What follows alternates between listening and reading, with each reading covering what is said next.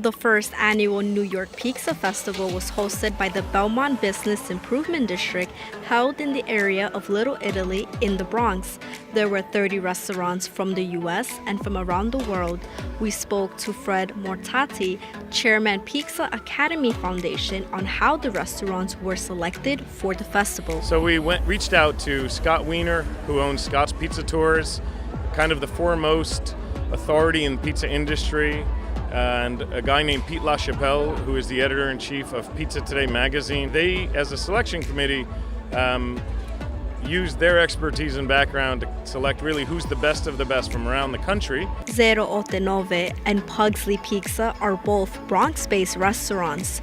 Ciro Parada, chef at 089, tells us what type of pizza they served at the festival.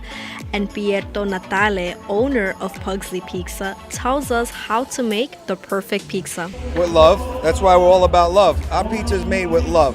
Ingredients, everything is the same as everybody else, but we make our sauce with love, our dough with love, our cheese with love.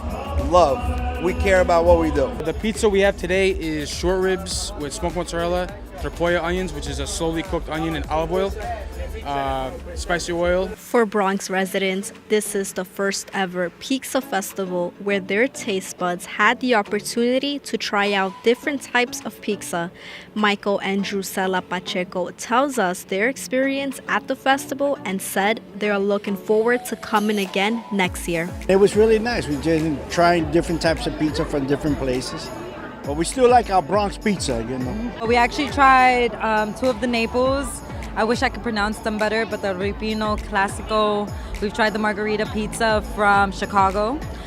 We also tried the sweet and spicy one from Connecticut.